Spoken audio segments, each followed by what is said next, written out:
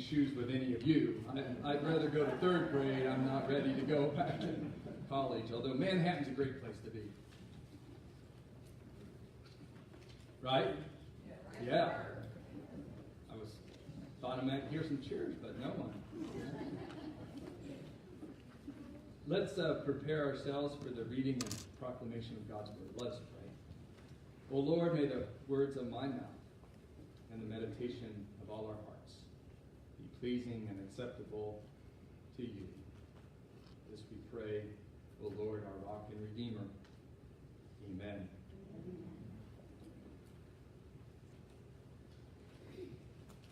We turn to Joshua, chapter 1. Be reading verses 1 through 9. Listen for God's word. After the death of Moses, the servant of the Lord said to Joshua, son of Nun, Moses' aide, Moses, my servant, is dead. Now then, you and all these people get ready to cross the Jordan River into the land I am about to give them, to the Israelites. I will give you every place where you set your foot, as I promised Moses. Your territory will extend from the desert to Lebanon, and from the great river, the Euphrates, all the Hittite country, to the Mediterranean Sea in the west. No one will be able to stand against you all the days of your life. As I was with Moses, so I will be with you. I will never leave you, nor forsake you. Be strong and courageous, because you will lead these people to inherit the land I swore to their ancestors to give them. Be strong and very courageous. Be careful to obey all the law my servant Moses gave you. Do not turn from it to the right or to the left, that you may be successful wherever you go. Keep this book of the law always on your lips. Meditate on it day and night, so that you may be careful to do everything written in it. Then you will be prosperous and successful. Have I not commanded you? Be strong and courageous. Do not be afraid. Do not be discouraged, for the Lord your God will be with you wherever you go. This is the word of the Lord. Thanks be to God. We begin a series today, a 5-week series in the book of Joshua.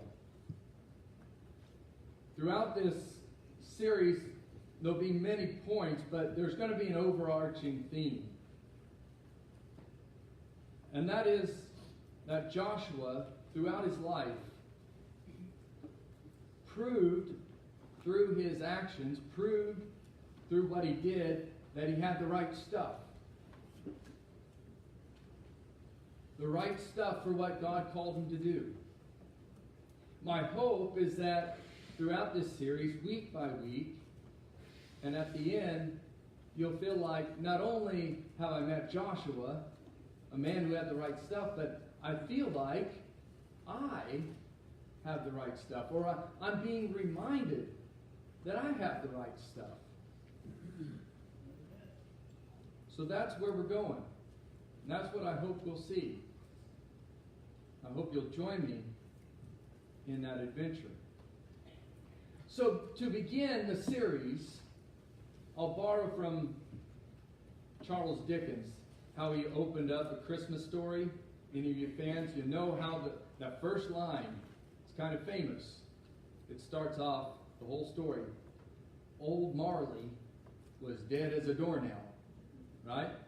Well, that's kind of how the book of Deuteronomy ends and how the book of Joshua begins. Deuteronomy 34:5 says, and Moses, the servant of the Lord, died there in Moab. That's the last chapter of Deuteronomy. There's a few more verses after that, but that's how Deuteronomy ends. And then Joshua, chapter 1, verse 1. After the death of Moses, the servant of the Lord said to Joshua, son of Nun, not son of a nun, but son of Nun, Moses' aide. Come on. Okay. That wasn't, I just said that, but it was funnier to me in my head. Joshua, son of Nun, not a nun. We're going to start having laugh cue cards up here. The Lord said to Joshua, son of Nun, Moses' aide, Moses, my servant, is dead. So Deuteronomy ends with Moses is dead. Joshua begins with Moses is dead. And even more than explaining how the book of Deuteronomy ends and how the book of Joshua begins, Moses is dead really expounds the situation of the Israelites at a crucial moment in their history. Old Moses was dead as a doornail. What will they do now? What will they do now? What next? We've been following Moses all these years. What now? Who's going to fill those shoes? They are big shoes to fill, after all. Do you remember hearing this riddle? A plane crashes on the state line of Kansas and Oklahoma. Half of the plane in Kansas, half the plane in Oklahoma. Where do you bury the survivors? You don't bury survivors. Right. Well, here's a riddle from the Old Testament. Moses died in Moab, in the valley opposite of Beth Peor, before the Hebrew people crossed the Jordan. So where was Moses buried? The answer is, nobody knows exactly where Moses is buried. Deuteronomy 34:5 says, but to this day, no one knows where his grave is. Now, if you read the rest of that verse, we know that he was buried somewhere in Moab. But the point is, and it's made clear at the end of Deuteronomy, that no one knew where his gravesite was. There was no gravesite service for Moses. Perhaps his burial place was kept a secret so that the people wouldn't hang around his grave mourning the loss of their leader. Now, they were given time to grieve, 30 days. 30 days they grieved.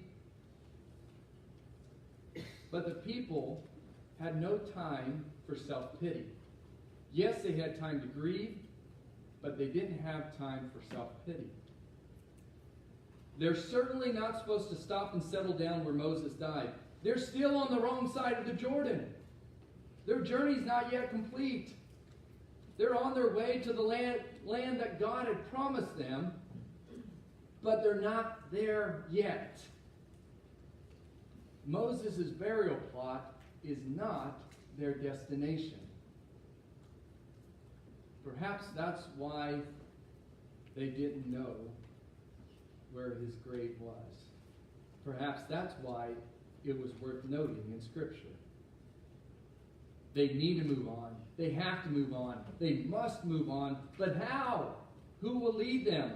Who could possibly fill Moses' shoes? You know, some people are hard to replace. Have you ever felt like that in the church? Some people are hard to replace. Moses had been larger than life, right?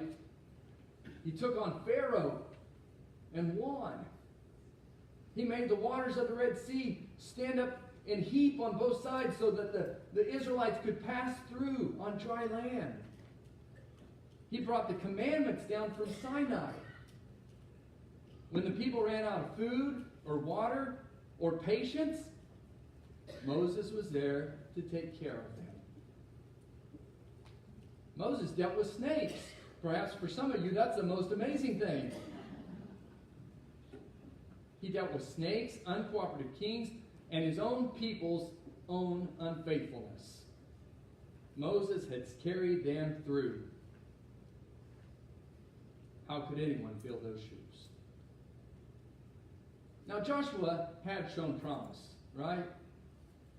Joshua had been Moses' aide, and he'd already led the people into battle on more than one occasion, and he'd been victorious.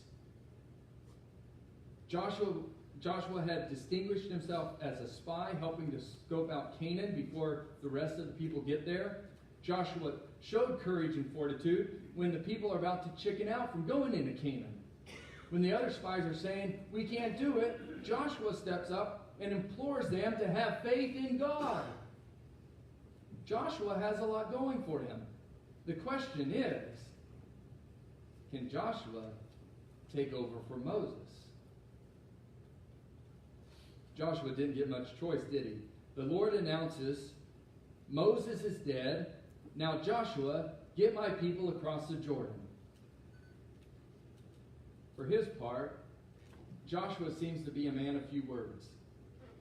He doesn't protest like Moses had on more than one occasion.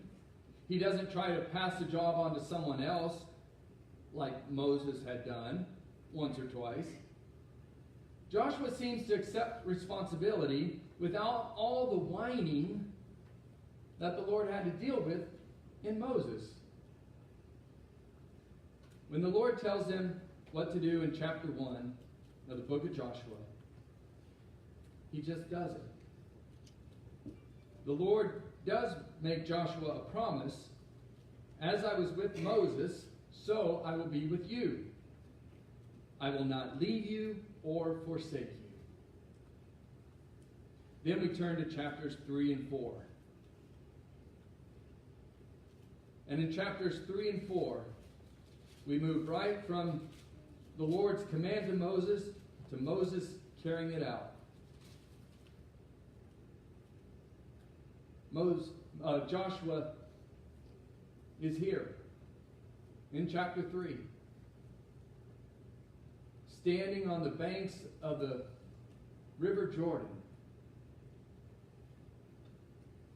And he's gotten instructions from the Lord. The Lord told him what to do. He's supposed to get a man from each tribe. They're supposed to carry the Ark of the Covenant. And when they step into the river, the Lord will make a way. So that's the instructions he gets in chapter 3. And so in chapter 4, that's what they do.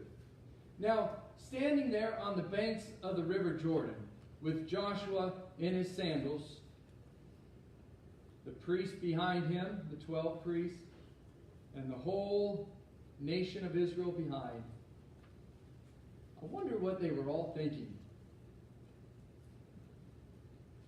I wonder what they were thinking. Were they really confident? Were some of them thinking, oh yeah, he thinks he's some kind of Moses? Were some of them thinking, I wish he was Moses, or I wish Moses was still here? Were they doubting? Were they fearful? Were they hopeful? What about the 12? You know, the 12 priests that had to take that first step in. Were they thinking to themselves, were they the ones thinking mostly, I wish Moses was here? Then it happened, just like the good old days. Just like the good old days of Moses, the priest stepped in, the waters drew back on both sides, and the people crossed on dry ground. Not through the Red Sea this time, through the River Jordan.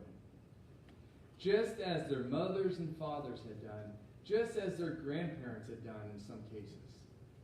Here they were, passing through into the promised land. Maybe they started to think, maybe this Joshua has the right stuff after all. Joshua did have the right stuff. But hear this now, and I'll say it again throughout this series. Joshua had the right stuff, not just because there was something in and of Joshua that was so good, so wise, or so strong. But Joshua had the right stuff because God is faithful. God is faithful. God's the one that told Joshua what to do, and God's the one who said, I will not leave you or forsake you. God's the one who said, be strong and courageous. Joshua wasn't saying it to himself. God was saying it to Joshua.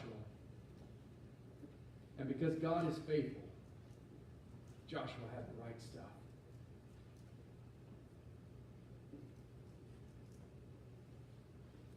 You know, God's promise was not, Joshua, I'm going to make you into Moses. His promise was, Joshua, I will never leave you or forsake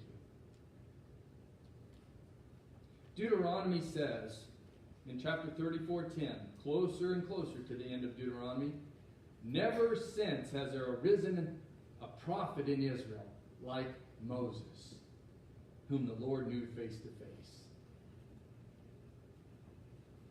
Never has there arisen a prophet like Moses. You know, Moses had the triumphant experience of leading the people out of Egypt. That part of the mission was certainly uplifting. Getting out of a bad place is great relief. Getting out of the hospital after a knee replacement or a back surgery or an open heart surgery, that's an accomplishment.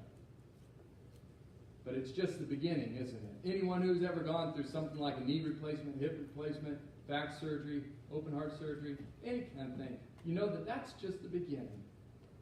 No one goes too far after those types of surgeries without necessary rehab.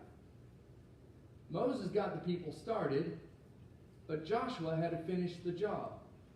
Israel would not have been Israel without Joshua and the crossing of the Jordan. Without the next step, the 40 years of wandering would have been for nothing. God's great journey may have begun with Moses, but Joshua brought it home. God worked through Joshua just as much as he did through Moses. God works through us as well. God works through us as well. Let me say it to you. God works through you as well. God works through you just like he works through Moses or Joshua. And the church needs servants who step into the roles and assume the responsibilities. Sometimes we don't see ourselves in those leadership roles. Surely someone else could head up the committee, visit the homebound, visit the bereaving, teach Sunday school, be a worship leader, say the prayers before communion, raise the funds to update the air conditioning system and the Christian education wing, raise the church's budget, or take care of the buildings and grounds and mow the lawn. Surely someone else could do that better than me. Some of the jobs in the church don't seem that glamorous or bring much recognition. In fact, in my 22 years of ministry, I can't remember ever seeing a glamorous job in the church. Maybe I'm just looking in the wrong places, but I've never seen a glamorous job, a glamorous role. Still, these jobs, these roles, small as they seem, are part of God's work. As an example, let's take Sunday school teachers. Sometimes Sunday school teachers stand on the threshold of the Sunday school room just as Joshua stood at the Jordan River. What will happen when I take that next step into the classroom? Will the class go well? Have I prepared enough? Sometimes, though, we go ahead and wade into that classroom, only to find out later how God works through us. Sometimes we take the step into the classroom and we see our own ignorance and our own reservations or our own resistance pushed aside, just like the waters of the Jordan. And we find ourselves assuming the responsibility. And we pass on into greater knowledge and stronger faith. Sunday school teaching isn't easy work. It takes time to prepare, It can be intimidating. It gets old, maybe, not doing it week after week, year after year. Nevertheless, Sunday school teachers always step up to the challenge. The church could not be the church without them. First Christian Church of Wellington, Kansas would not be what it is without Sunday school teachers. In spite of the difficulty that they might face, and in spite of their own feelings about how they may not be up for the job, in spite of all that, God is with them, and God works through them. A United Methodist bishop named William Oden tells of a 5th grade boys' Sunday school class in Shawnee, Oklahoma. This group of rowdy boys had run off the last 2 Sunday school teachers. The next victim was a man named Lewis Cooper, a railroad engineer. He waded into the classroom on his first Sunday, told the group of boys that he didn't know much about the Bible, but they would learn it together. Bishop Oden says he can still see Mr. Cooper's rough railroader hands lovingly turning the pages of that Bible as he taught. Cooper stayed with that group of boys for 3 years. He taught them all through 5th grade, and then he followed him, and he taught them all through 6th grade, and then he followed them up at another grade, and he taught them all through their 7th grade year. Out of that class of troublemakers came 3 pastors, a theology professor, and a church conference lay leader. God worked through a railroad engineer even if he didn't feel prepared for what God had called him to do. God worked through a railroad engineer even if he didn't feel trained for the task. And this isn't just about Sunday school teachers. I'm not doing a Sunday school recruitment right now. Believe it or not, I'm not. But if the shoe fits, then wear it. But I'm talking about every role and responsibility within the church. I picked Sunday school teachers because I thought maybe that's one of the most intimidating jobs. But I'm talking about every role and responsibility in our church. Every aspect of our church. Sometimes people in the church doubt that they have what it takes when they're asked to step into a role, and then once they do it, they find out that through God's calling and through God's faithfulness, that God gives them the right stuff. God gives them the right stuff as they step into those shoes, as they get their feet wet, and as they cross over into that uncharted territory. So who's going to fill those shoes? Whose shoes, you ask? Not Moses' shoes, not Joshua's shoes, but your shoes. Who's going to fill your shoes? It's not a riddle this time. And the answer is you. You are going to fill your shoes. Be strong and courageous as you do.